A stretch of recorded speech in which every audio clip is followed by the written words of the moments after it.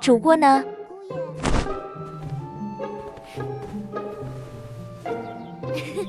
Bà nội đang ở trong phòng ngủ. Thưa cô, tôi đã trở lại. Sao phu quân còn đi trên chiến trường, có bị thương không? Trông thật là liều lĩnh.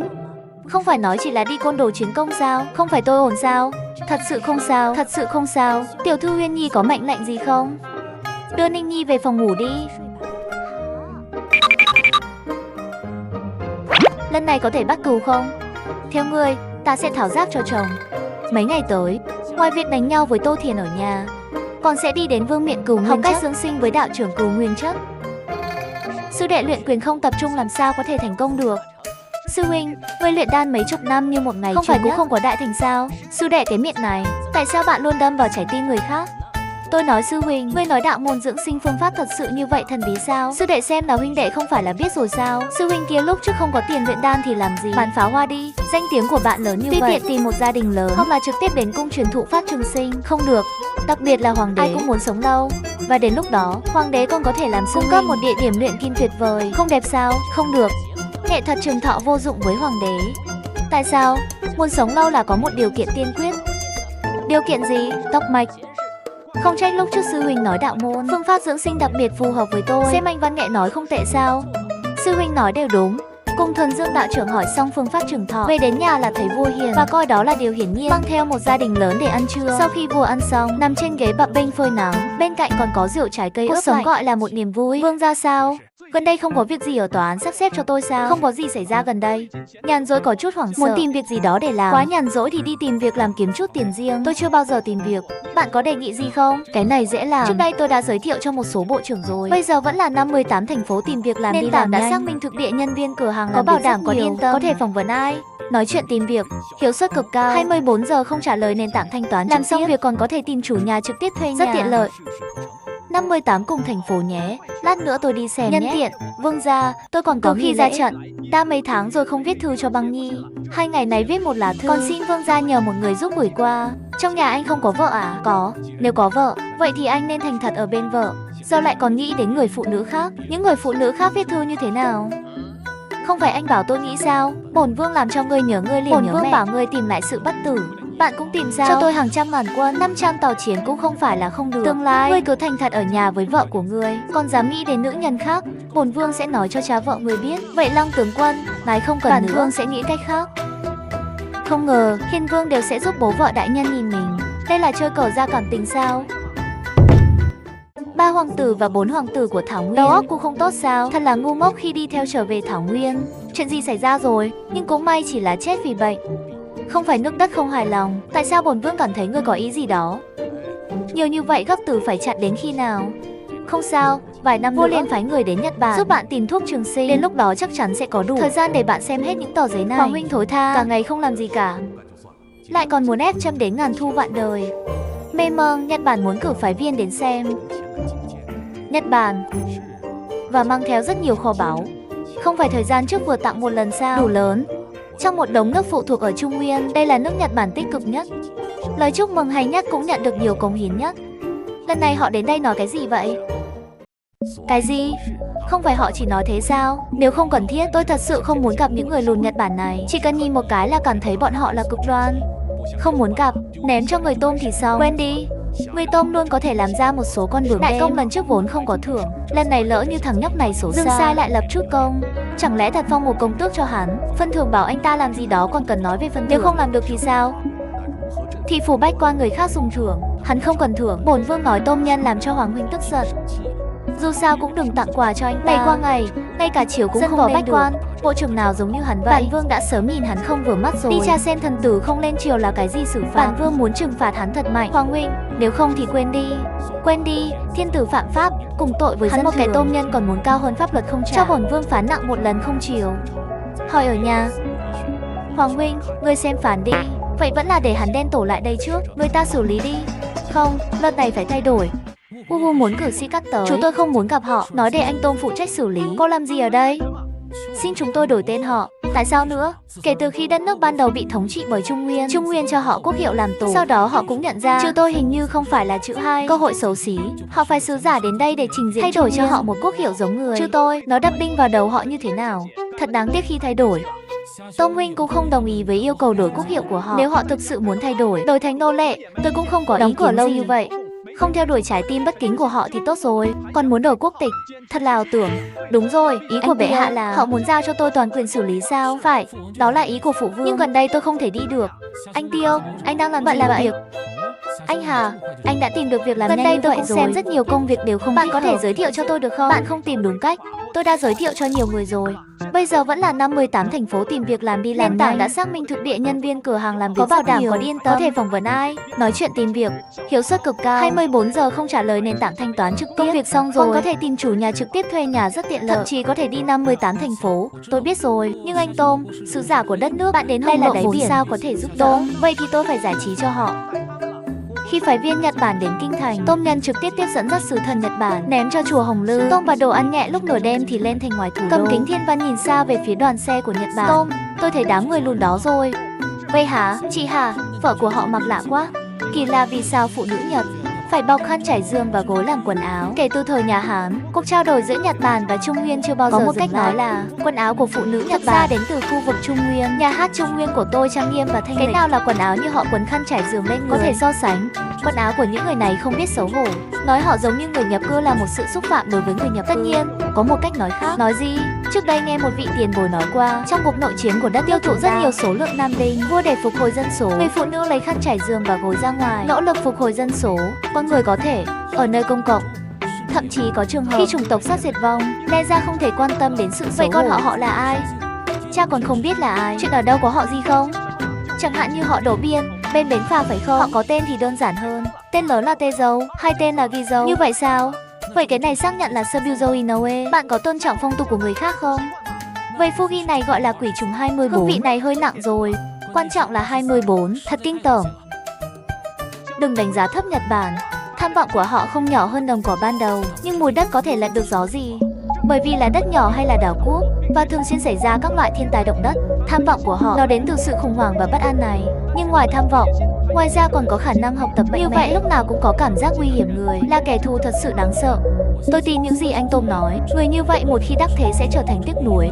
Cho nên thảo nguyên chúng ta có thể đưa vào bản đồ, và chúng chỉ xứng đáng là nơi thử nghiệm vũ khí hạng nặng của chúng ta. Cô gia nhân viên cửa nói phái viên trái cây Nhật Bản của bóng sắc gặp chú. Ồ, tôi biết rồi.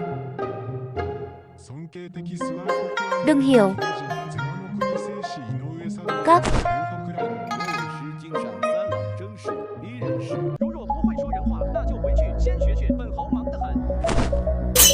Khỉ cũng không lưu lại, khỉ cũng không. Đây không phải là biết nói tiếng người sao? Nếu biết nói thì tại sao phải nói chuyện vớ vẩn? Chú khỉ này rất bận, tin tôi phù hợp. Khỉ cũng có tâm ý nhỏ không thành kính. Các anh đến đây để gửi cho tôi cái này. Con xin hầu ra cười đây. Vậy thì tôi thực sự hài lòng rồi. Có giá rẻ không chiếm thằng khốn. Hơn nữa còn là giá rẻ của người nước ta. Vậy thì tôi cảm thấy thoải mái hơn rồi. Không có gì khác. Con khỉ đó đã được huấn luyện. Chính xác. Tôi chờ chuyện này để xây dựng đất nước của hoàng đế. Tại sao phải tặng một món quà có giá trị như vậy? Khiến hầu trong miệng người là thần tượng của hoàng đế hiện nay. Được hoàng gia tin tưởng. Bạn không nghe viên quan nhỏ vừa tiếp chúng tôi nói sao? Lần này nước ta ghé thăm là do vị này quận an định toàn quyền phụ trách. Nước ta đã 10 năm chưa từng cống nạp. Hoàng đế bệ hạ sớm đã bất mãn với nước ta. Lần này đến chiều còn không có cơ hội lên chiều. Không liên lạc nhiều. Như vậy có thể thực hiện được những gì trong lòng vua. Hắn cũng không dám trung thành như vậy. Đây vốn là 30% của bệ hạ.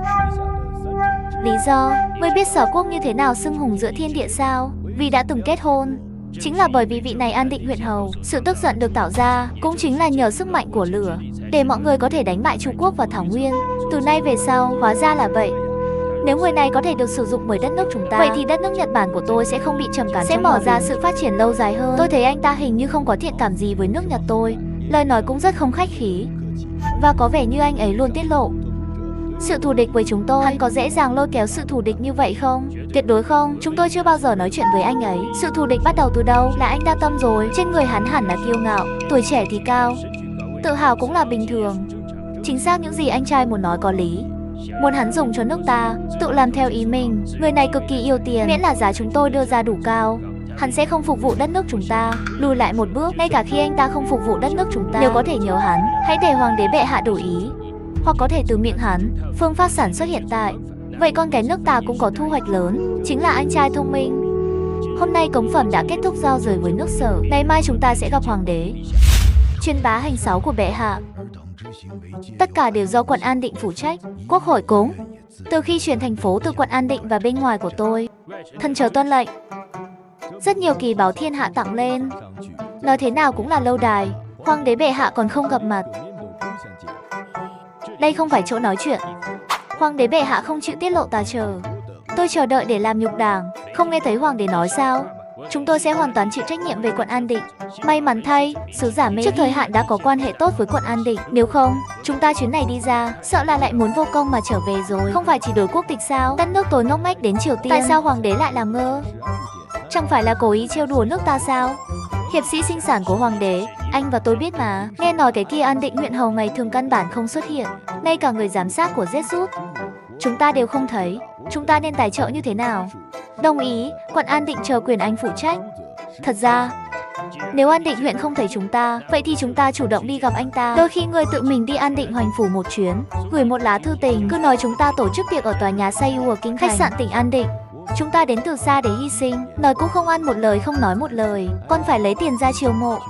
Cho ổn định trước sau không tốt, tiếp đãi ổn định trước sau. Ổn định trước, sau này sẽ truyền đạt cho hoàng đế bệ hạ nguyện vọng của nước ta. Nếu là giải trí xong, trước sau, đến lúc đó lại mời hắn ở bên tai bệ hạ, nói vài lời tốt đẹp cho tôi, thay đổi quốc tịch, con không phải hoàng đế bệ hạ một câu chuyện sao?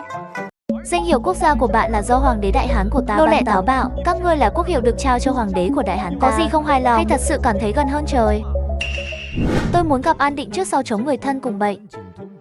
Trong nước Sở này, muốn gặp nhà ta hầu gia không biết phần nữa, ngày thường hầu gia rất bận rộn. Ngươi chỉ là một cái thu quốc sứ thần nói gặp là gặp sao? Lấy hầu giã Hà Sử mới có khám nghiệm tử thi đón tôi. Điều đó phụ thuộc vào hiệu suất của bạn. An Định trước sau muốn đón tôi còn phải xem nhãn hiệu của tôi. Có chuyện gì vậy? Nói đi. Cái nồi nhỏ bát lớn của bạn chỉ là không tôi phải đến nhà bên trong để thông báo. Phải đi một chặng đường dài, chân sẽ bị đau. Tại sao bạn lại vô lý như vậy? Trước sau là do bệ hạ đặt hàng. Người tiếp đón ta trong giờ của đất nước ta, bạn nên tống tiền lợi ích như vậy. Không sợ đây là cái gì? Tuyến đường cực phải từ Ending Hầu phủ đến Thái Cực Cung. Lúc đầu mạnh như Thảo Nguyên, muốn vào cửa chính phủ An Định, cũng phải ngoan ngoãn đưa ra lợi ích. Chỉ là một sứ thần của nước phụ thuộc, sao dám không hiểu quy tắc như vậy? Thảo Nguyên bây giờ đã bị nước Sở chúng ta tiêu diệt. Không sao đâu, chờ đã. Cái quái gì thế? Nếu như thật như lời hầu gia nói, người nhận thật sự rất giỏi ẩn nhẫn.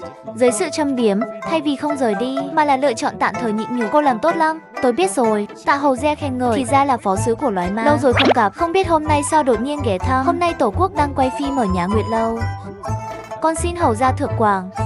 Con rết không nhận tiền, tại sao lại mời tôi? Đã đến đây lần này, có rất nhiều bài thơ để chơi cho hoàng đế. Đương nhiên là muốn nhiều rắc rối, sau này cũng tâm ý nhỏ không thành ý.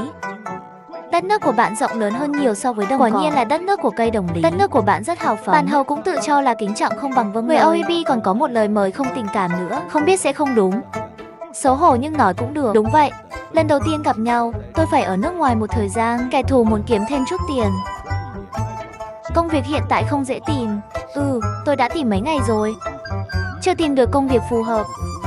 Trước đây tôi muốn kiếm thêm chút tiền, đều là tìm rất lâu mới tìm được. Oh yeah, làm thế nào bạn tìm thấy nó? Bạn có thể giới thiệu cho tôi được không? Tất nhiên. Trước đây tôi cũng đã so sánh một số nền tảng, vẫn là 5-18 thành phố tìm việc làm đi làm nhanh. Nền tảng đã xác minh thực địa nhân viên cửa hàng có bảo đảm có đi yên tâm, có thể phỏng vấn ai, nói chuyện tìm việc, hiệu suất cực cao. 24 giờ không trả lời, nền tảng thanh toán trực tiếp. Công việc xong rồi, còn có thể tìm chủ nhà trực tiếp thuê nhà rất tiện lợi, rất có thể nhân. 58 cùng thành phố cảm ơn hầu gia ép người biết rồi. Vậy hôm nay chính Udon đang ở trong nhà chờ hầu gia đến. Một bữa ăn không hề rẻ, không ăn trắng không ăn, như một món quà. Tôi cũng chuẩn bị một món quà lớn cho các bạn. Người đến là khách đều làm đi. Rốt cuộc ai là khách? Sau 3 tuần rượu và 5 hương vị, tôm có chút lắc lư. Dường như bất cứ lúc nào cũng có thể say bất tỉnh. Không uống nhiều. Cục rượu này rõ ràng mới bắt đầu. Di tích văn hóa quốc tử Vạn Truyền xin hoàng đế bệ hạ đổi quốc hiệu cho quốc gia di tích văn hóa. Bạn có thể nói chuyện với bệ hạ không? Trân trọng quốc gia di tích văn hóa, biết yêu cầu quốc gia di tích nặng đổi quốc tịch. Bạn muốn đổi thành gì? Mặt trời mọc ở phía đông, quốc gia di tích văn hóa nằm ở phía đông. Có thể nói là nơi gần mặt trời nhất. Bạn có thể đổi thành gì không? Bạn là nơi gần mặt trời nhất. Mặt trời ở đâu? Thiên nhiên ở trên trời. Ý anh là đất nước Nhật Bản của bạn tốt hơn đất của ngôi sao trời hơn của tôi. Hầu gia hiểu lầm rồi. Hầu gia hiểu lầm rồi. Văn hóa là quốc tục tuyệt đối không dám gặp nhạc phương mới là nhất thời đáng ghét. Hầu gia đừng để trong lòng. Vậy các bạn còn đổi quốc hiệu không? Danh hiệu quốc gia này là do Hoàng đế Đại Hán của ta ban tặng. Nô lệ táo bạo, các ngươi là hoàng đế đối với Đại Hán của ta. Có gì không hài lòng với danh hiệu quốc gia được ban tặng? Hay thật sự cảm thấy gần hơn trời? Không thay đổi, không thay đổi. Vậy các bạn còn thay đổi không? Hầu gia dạy là không dám thay đổi, không dám thay đổi. Các ngươi muốn thay đổi cũng được. Ta Sở Quốc có hỏa khí chi uy. Nếu bạn dám làm một hành động nổi loạn, ta Sở Quốc định xuất thủy sư Đông Trinh Châu Nhĩ chờ đầy đủ. Không thay đổi nữa, không thay đổi nữa. Nói anh chàng này đi. Lúc đầu là do con khỉ này phát minh ra. Thực ra cũng rất dễ làm. Nói đi. Hầu gia có thể gây tức giận tự nhiên là chất liệu không có xương giá. Tôi chào quý ông ngưỡng mộ. Công thức của khẩu súng này quá quý giá. Hầu gia đừng để bên ngoài ngứa họng hoặc là... Hoắc thị, tôi là Hầu Nhật tỉnh An Định. Con khỉ đen súng tặng cho triều đình. Cái gì có thể nhuộm lên người tôi? Súng thì không. Nói đi, sao không nói tiếp? Cái này làm bằng gì vậy? Quá nhiều, con khỉ này có trí nhớ kém. Lần sau nói chuyện nhé. Cô cũng quên, con có thể làm bạn tốt không? Công thức thuốc súng này hẳn là rất quý giá. Chắc chắn chỉ có hoàng đế bệ hạ mới biết. Sau này cũng không nói được, cũng không cần miễn, cả thế giới đều biết. Sở Quốc chủ nhân súng chế tạo công thức cũng chỉ có khí thuật của tay cầm trọng binh. Ai nói công thức súng chỉ có chuột súng mới có? Chuột súng là gì? Chỉ biết làm những thử pháo binh. Nói về súng thật, công thức súng thật được treo ngược ở mặt trời tinh khiết. Nó liên quan gì đến chuột súng? Công thức tôi muốn là gì? Tại sao vậy? Tất nhiên, những thứ bí mật như súng tự nhiên phải che mắt. Ai có thể nghĩ ta Sở Quốc có thể ở không có bất kỳ trọng binh canh gác, tín đồ hàng ngày lại liên tục trong đảo quán thuần dương. Súng thử nghiệm đâu? Chính trị, anh có muốn không? Không ngờ tôi lại ngu ngốc, sợ là muốn vỡ đầu cũng sẽ không nghĩ tới tạo đường thuần dương. Rốt cuộc vẫn còn trẻ. Sau khi quận An Đê của nước Sở bị mấy ly rượu treo cổ, quên hết mọi thứ, lão tử lập tức nói chỉ còn lại ý nghĩ trẻ con là cạnh tranh. Hầu gia say rồi, chúng tôi gửi hầu gia khôi phục. Sau khi thống lĩnh Ngụy Hùng trở về, lập tức phái lính canh đến đạo quan thuần dương, lại gửi đĩa đi trộn lẫn với những tín đồ đến và đi hàng ngày. Chỉ huy yên tâm, trở về An Định, cấp dưới lập tức đi làm. Thống lĩnh viên rượu xanh này thật kỳ diệu, bạn thường uống một cốc là đổ, hôm nay uống nhiều như vậy đều không sao. Sản phẩm của Trăn Niêng phải là cửa hàng, con tưởng lần này trả giá. Cả hai nhiệm vụ mà nhà vua giao cho đều không thể hoàn thành. Không ngờ Sở Quốc bảo một tên tiểu tử đến tiếp kiến ta chờ. Có lẽ đó sẽ là sai lầm lớn nhất của Trung Nguyên. Nếu bạn có thể nhận được công thức súng, có nên sống tốt hay không đều thưởng cho đại nhã. Ngày mai bạn tự đưa người cải trang thành thư, trộn vào đường dẫn ác si tinh bước lên trước, làm cho địa hình rõ ràng. Hơn nữa phải tìm ra chính xác thuốc súng được tinh chế ở đâu, đảm bảo hành động không sai. Các giới hiểu. Động cơ của Nhật Bản đến Triều Tiên lần này, ý tưởng về công thức thuốc súng, sư huynh phải cẩn thận đề phòng. Tốt nhất là họ nên có thêm người. Lần trước Nguyệt Đan lại một lần nữa nổ tung mái nhà, một cái lỗ lớn, bây giờ cần người đến sửa. Đừng như đồng cỏ lần trước, chỉ gửi 2 người và không biết làm thợ nề, phải mất vài ngày mới sửa được. Từ thời nhà Hán, Trung Quốc không ngừng học hỏi từ Trung Nguyên, kiến trúc và những thứ khác không khác nhiều so với Trung Nguyên, thật tuyệt vời. Điều cần thiết là loại tài năng này. Sau khi họ sửa xong, đưa họ lên trời, làm cho lực lượng lao động trên trời của anh ấy đầy đủ hơn. Như vậy cũng thêm một phần công đức cho thuần dương đạo quan. Nó hoàn hảo. Sư huynh công đức vô lượng.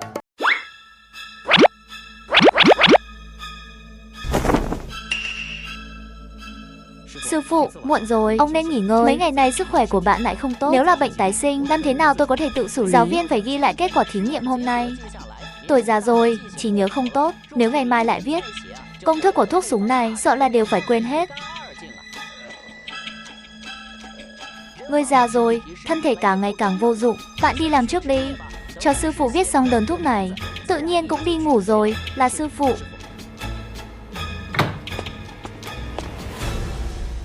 Thì ra công thức thuốc bảo vệ ở trong phòng này. Và nghe ý họ là chết lão đạo sĩ thân thể gấp vài ngày không tốt lắm. Nghe nói lão đạo sĩ này y thuật ở kinh thành không ai có thể sánh được. Bản thân hắn cũng không tự chữa được, sợ là thời hạn sắp đến rồi.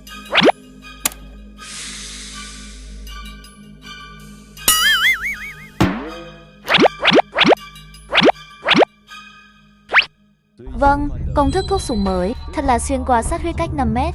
Không tốn công sức đâu.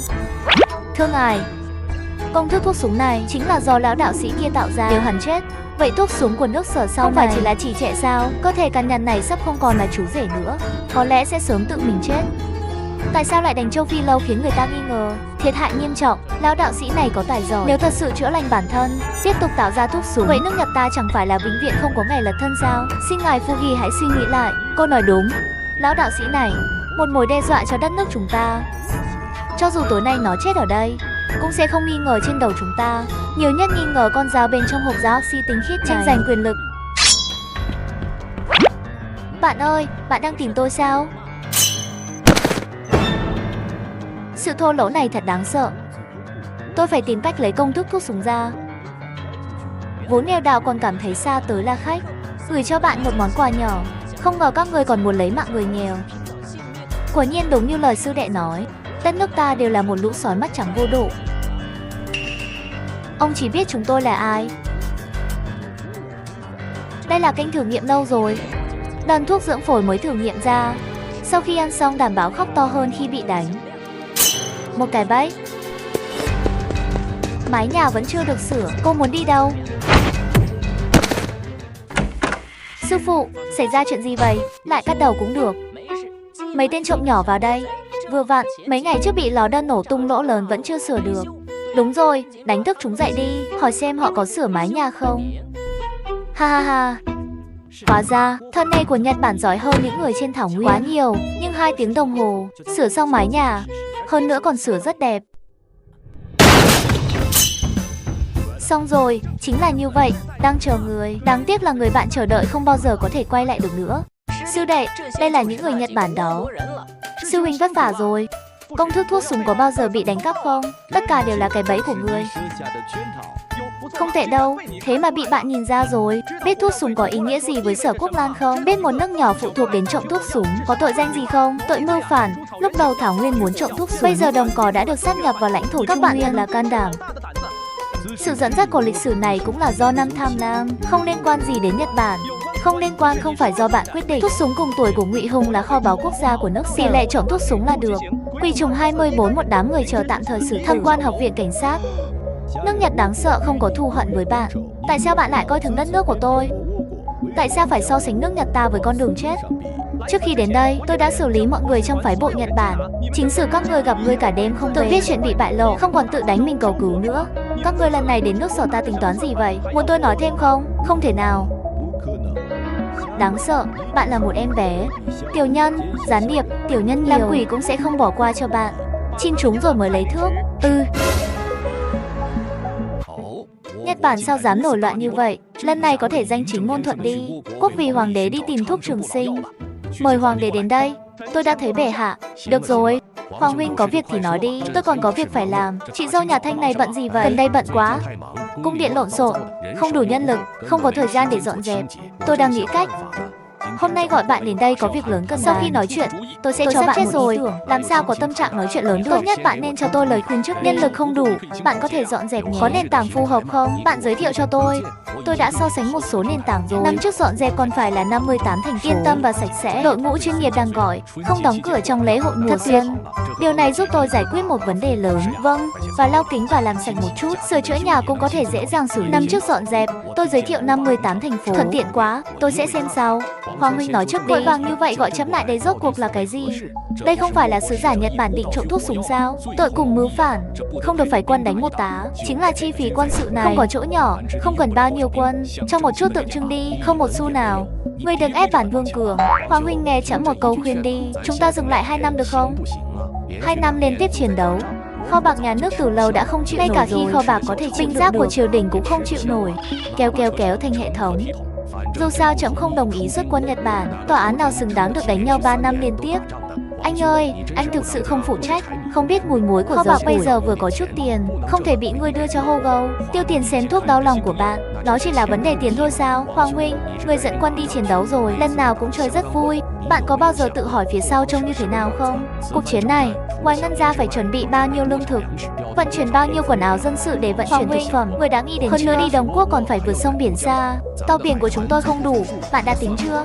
Ngươi coi nước Sở chúng ta là nước Triệu, vậy có tiền có thức ăn có thể để bạn làm theo ý muốn không? Nhưng Nhật Bản đã đánh cắp công thức thuốc súng. Đây là sự thật đã được đặt trên bàn. Nếu không bị trừng phạt, uy quốc Sở nước ta ở đâu? Điều này không đơn giản sao? Trực tiếp gửi cho UBO một phong thánh chỉ để họ bồi thường bạc không phải là được sao? Có lý đấy. Đến lúc đó sẽ đánh chúng bằng số bạc chúng bồi thường. Anh ơi, em xin anh dừng lại 2 năm được không? Kết quả cuối cùng của việc này là Hiền Vương thỏa hiệp với Sở Hoàng và dưới sự cầu xin lặp đi lặp lại của Sở Hoàng, nhà vua mới quyết định trong thời gian ít nhất 1 năm bất động bất kỳ đao binh nào, cho người dân thiên hạ thời gian nghỉ ngơi, cũng cho kho bạc một chút thời gian. Bạn của bá quốc thật là tốt, có thể sống thêm vài năm nữa. Anh ơi, chuyện gì mới súng thì khoan vào chỗ tôi. Một tin tốt, một tin xấu. Nghe cái nào cũng không muốn nghe, thích nói không nói. Tin tốt là một sứ giả được gửi đến Nhật Bản 2 tháng trước có tin tức vua Nhật đồng ý bồi thường cho nước ta 20 triệu lượng, nhưng phải mất 20 năm. Năm nay 1 triệu lạng, 1 tháng rưỡi nữa có thể chuyển đến kinh thành. Ha ha ha, 20 triệu lượng. Tôi mong tôi to hơn một chút. Tiểu tử này thật sự giả muốn, nhưng điều này là mỗi năm bạn có thể có cảm giác 1 triệu lạng vào tay lắm. Tin xấu, sau khi cuộc chiến với Thảo Nguyên kết thúc, Sở quốc cùng Chu quốc cũng không có phân chia lãnh địa. Ta có những cuộc thảo luận nghiêm ngặt bởi vì nước Sở chiếm phần lớn đồng cỏ, cây nước phong phú hơn. Các bộ lạc dưới sự cai trị của Chu xuyên chạy đến lãnh thổ nước ta chân thả, không chịu thua kém bộ lạc nước Sở, cũng chạy đến địa bàn Chu quốc đi lấy thức ăn. Bây giờ mà sát vẫn còn trong phạm 6 kiểm soát. Mỗi giải pháp đáng tin cậy, xa số như vậy, sớm muộn gì cũng chiến tranh nhé. Vua Vạn bây giờ có tiền rồi. Anh ơi, anh quên những gì anh đã hứa với em rồi. Sáng nay trên triều đình ngoại trừ bộ trưởng gia đình, bất luận là công thần hay võ tử, tất cả đều đề nghị trực tiếp xuất quân lấy lại vùng đất Thảo Nguyên do Chu quốc chiếm đóng. Chỉ cần Thảo Nguyên đều là của nước Sở, vậy thì sẽ không còn vấn đề tranh chấp lãnh thổ nữa. Tôi đã nghiêm khắc từ chối rồi. Thảo Nguyên là tối cao, không chân thành, trừ phi Thảo Nguyên thuộc về nước ta. Nếu không, làm thế nào bạn có thể ngăn chặn việc chân thả xuyên quốc gia? Lúc này tuyệt đối không nên tái khởi chiến sĩ. Chỉ có thể phái sứ đoàn đi Chu quốc, giải quyết triệt để vấn đề tranh chấp lãnh thổ. Nhưng hầu như tất cả mọi người trong triều đình đều là phê chủ chiến. Gửi họ đi, sợ là nói không được 2 câu thì phải nói chuyện. Làm thế nào là tốt? Yêu cái dám để tôm đi. Cái này còn phải nghĩ, không ai biết dùng. Tôm mới làm việc cho đất nước được 20 năm, 20 triệu lượng bạc. Để anh ta đi có thích hợp không? Tôi nói thưởng cho chúng tôi. Lâu rồi không gửi cho anh ấy bong lộc. Người cả ngày không lên chiều còn muốn gì? Mỗi ngày ở nhà còn đáng ghét hơn cả 4. Bạn có muốn đi không? Mặc dù đúng là có chút ghen tị, nhưng ghen là được. Không, nhưng hãy nghĩ về nó. Bạn thức dậy trước bình minh mỗi ngày, có thể ôm thê từ ngủ đến sáng 3 gậy. Bạn xem bây giờ đã xuống tổ rồi. Có lẽ bây giờ anh ấy vẫn chưa dậy. Chân đây sẽ trở về Mạnh Hán Lâm Biên. Ý ngươi là... Ha ha, nhân tôm, ngày mai tôi muốn ăn bắp cải khô. Lãnh chúa Vĩnh Lạc muốn ăn gì thì ăn. Thánh chỉ. Sắc lệnh của công chúa. Chúng ta ăn cơm đây. Hầu ra, nếu không bạn cho một cái mặt mũi để nhận một chút. Không đâu, giáo viên chú Hoàng đến thánh chỉ trong khi chúng ta ăn cơm, không thèm ăn nữa. Công tước quê, không phải là tôi muốn giải thích thánh chỉ, thật sự là không. Nếu không ông Ngụy cùng nhau ăn cơm xong đọc thánh chỉ cũng không muộn đâu. Lão nô cảm thấy hầu ra có lòng kính trọng, tư thế vương víu không quan trọng lắm. Nếu không cứ đọc như vậy, quên đi. Tôi cũng không đọc nữa, hầu ra, hay là ông tự xem đi. Mê mơ, Tôm Nhân Hoàng thúc bảo bạn đi xứ Chu quốc. Đúng vậy, bây giờ nước Sở liên tiếp thắng lợi. Trên triều đình chủ yếu là phái chủ chiến, cần một không chủ chiến và giỏi đàm phán, người biết đến Chu quốc giải quyết vấn đề tranh chấp lãnh thổ. Chị Minh Nguyệt cũng ở Chu quốc, cậu sẽ gặp cô ấy chứ? Không nhất định, công chúa này không được sủng ái, lại là đầu gia, mặc dù đã trưởng thành nhưng không có tư cách mở phủ, chắc vẫn còn ở trong thân công. Nếu không có sự cho phép của hoàng đế, Minh Nguyệt không có cách nào ra khỏi cung. Vậy thì chị Minh Nguyệt thật đáng thương. Lúc đầu không nên để chị Minh Nguyệt về sao? Chị Tô của bạn cố gắng giữ lại mặt trăng sáng, nhưng Minh Nguyệt từ chối. Có muốn không? Tôi sẽ cùng bạn đến Chu quốc đi. Không, tại sao? Ở nhà giúp chăm sóc. Ninh Nhi nương tử một mình rất treo cổ, được không? Lần trước đưa xe đến Liễu Châu, được vua biết rồi, mặt của nhà vua đã rũ xuống rất lâu. Lần này nếu dám mang theo xe đi Chu quốc, Hiền Vương đoán chừng dám mang theo binh đi truy. Kể từ khi thằng nhóc này trở về từ chiến trường, cả ngày không làm gì cả. Không phải đi theo chơi nói chuyện con trai, chỉ là đi chơi với Hin và Hin. Phụ vương tìm hài tử tới đây gọi là chuyện Chu quốc và tôi Chu quốc về đồng cỏ. Có một số xung đột về vấn đề lãnh thổ, lại có chiến đảng. Lần này không cần đánh nhau, chú hoàng của người đã quyết định phái đoàn đi Chu quốc đàm phán vấn đề lãnh thổ với Chu quốc. Vậy phụ vương bảo đứa bé đến đây gọi là chuyện gì? Mặc dù đã xác định được ứng viên chính thức, nhưng Phu vẫn chưa chắc chắn. Cô có muốn đi không? Không, tôi muốn sinh con trai ở nhà. Lúc này ra ngoài đùa thôi. Bạn xem lại người tôi. Ngươi nói các ngươi đều là người có vợ có con trai. Tại sao bạn lại mệt mỏi như vậy? Cái này cũng có thể liên quan đến anh Tôm, bởi vì lần này xác nhận là người Tôm. Anh ấy có thể ghen tị, buông bỏ gia đình nhỏ và chạy trốn vì đất nước rộng lớn. Cô nói cô không ngại ở nhà, cả ngày không làm gì cả, chỉ biết làm con trai thôi sao? Lâu Lan là quốc gia Tây vực lớn nhất trong Trung Quốc chúng ta. Có Lâu Lan ở đây, giữa Chu Quốc và một số cường quốc Tây vực khác, có một rào cản. Có thể nói, sự phục tùng của Lâu Lan có ý nghĩa rất lớn đối với Chu Quốc. Lần này Lâu Lan Vương đích thân và kinh cầu công chúa. Một là muốn liên lạc chặt chẽ với Chu Quốc chúng ta. Thứ hai cũng là muốn nâng cấp Lâu Lan vị trí trong số nhiều quốc gia Tây vực. Không biết các bạn yêu quý cảm công chúa nào phù hợp nhất với Vương Lâu Lan? Bệ hạ, bây giờ công chúa của Tứ Linh hoặc là kết hôn rồi, hoặc là có hôn ước. Công chúa duy nhất là công chúa thứ ba. Ba công chúa, nhưng là sinh ra bởi hoàng hậu của đồng bào cùng mẹ khác mẹ của Tiểu Lâu Lan Vương cũng xứng. Này Chu Quốc ta mạnh, Lâu Lan yếu. Cho dù là nhận nuôi một quận chúa, kết hôn với công chúa, Lâu Lan cũng sẽ không nói thêm gì. Báo cáo với phụ hoàng, ngoại trừ ba công chúa, thực ra có một công chúa Silin. Là ai? Phụ hoàng, ngài quên rồi. Trong cung còn có một vị công chúa Minh Nguyệt. Ý bạn là kết hôn với công chúa Minh Nguyệt đến Lâu Lan. Và cha tôi, công chúa Nguyệt, là công chúa danh chính ngôn thuận của Chu Quốc, hôn với Lâu Lan cũng sẽ làm cho vua Lâu Lan trung thành hơn với nước ta. Đây cũng là may mắn của công chúa. Một là không có chi tiết. Vậy thì công chúa Minh Nguyệt và thân Lâu Lan. Nhưng công chúa Minh Nguyệt đã ở sâu trong cung lâu rồi. Mấy năm nay ta cũng nợ rất nhiều. Trước khi hôn, cho phép Minh Nguyệt bổ công mở phủ ở. Phủ Vĩnh Minh Hầu bị bỏ hoang là phủ Minh Nguyệt công chúa. Cứ để thái tử đợi người đến phủ Vĩnh Minh Hầu, dọn dẹp bên trong và bên ngoài. Nhà phụ hoàng Vĩnh Minh Hầu đã bị bỏ hoang từ lâu rồi. Chỉ có mấy người ở Đông Cung của tôi sợ là không đủ nhân lực để đi tìm lao. Xin bệ hạ, cung điện Văn Hoa đang được cải tạo. Cuối bước cũng thật sự là không có tay người. Lão thần đề nghị thái tử điện hạ vẫn là xin bảo vệ đi. Đó là một ý hay. Không biết Trần Thượng Thư có lời giới thiệu phù hợp. Câu hỏi đúng người rồi. Tôi đã so sánh một số nền tảng rồi. Năm trước dọn dẹp còn phải là 58 thành phố. Yên tâm và sạch sẽ. Đội ngũ chuyên nghiệp đang gọi. Không đóng cửa trong lễ hội mùa xuân. Tuyệt vời, điều này có thể giúp tôi giải quyết một vấn đề lớn. Lau kính, làm sạch thiết bị, sửa chữa nhà cũng có thể dễ dàng xử lý. Năm trước dọn dẹp, tôi giới thiệu 58 thành phố. Thuận tiện quá, lát nữa tôi sẽ đi xem. Thưa bệ hạ, bởi vì hai nước Chu Sở có nhiều xích mích về vấn đề tranh chấp lãnh thổ đồng cỏ. Nước Sở đã quyết định gửi sứ đoàn đến nước Chu chúng ta. Chắc là sẽ sớm xuất phát. Sở quốc đây là đến gây áp lực cho Chu Quốc chúng ta. Liên quan đến lãnh thổ thực sự là nghiêm túc. Vấn đề cũng nhân cơ hội này để giải quyết hoàn toàn.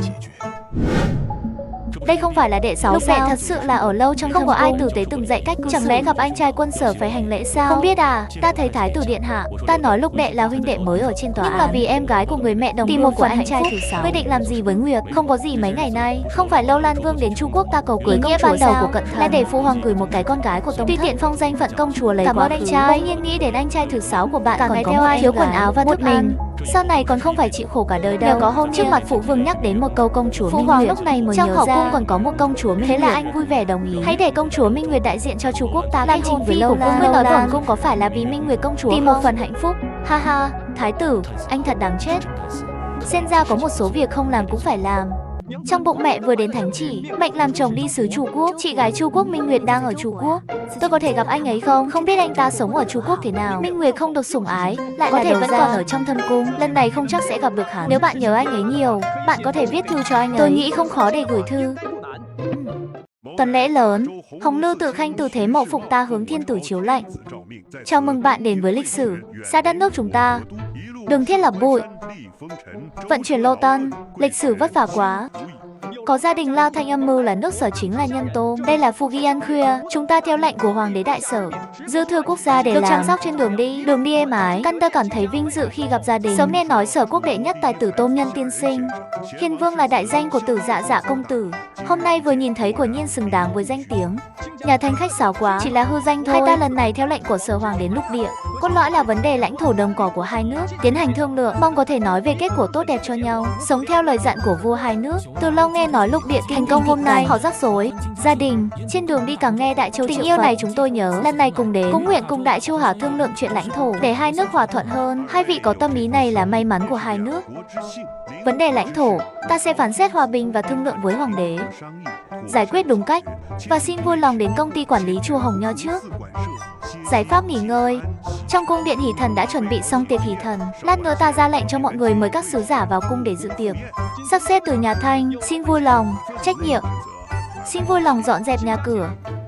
Anh Hà, anh có nghĩ cuộc đàm phán này sẽ thành công không? Bản thân Chu Quốc nợ Chu Quốc chúng ta một ân huệ, chắc là sẽ không vướng mắc quá nhiều với đất nước nếu không có tai nạn. Cuộc đàm phán này sẽ thành công, hy vọng thế. Tôi cũng là lần đầu tiên đến Chu Quốc đâu, ngoại trừ thịnh vượng một chút, hơi gọn gàng, cũng không mạnh hơn Sở Quốc ta bao nhiêu sao. Anh Tiêu, đừng nói nữa. Bệ hạ, phái đoàn Sở Quốc đã vào kinh thành rồi. Tiệc của Hy Xin sắp xếp thế nào rồi? Nói ra ta Chu Quốc còn nợ Sở Quốc một phần tình. Thật không tốt khi bỏ bê họ. Trung Quốc ta là xứ lễ nghi, tự nhiên sẽ không bị ngược đãi. Người cung cấp quân sự của nước Sở có bữa cơm 3 con một lát liền đến 2 cái. Đây là đang biểu tình với Trung Quốc chúng ta. Đặc biệt là bữa khuya này là của Hồng của Hiền Vương. Mặc dù không có tài năng văn trên 5 chút thì học được 10% 10. Nếu thái tử có tài ăn khuya, ta cũng yên tâm.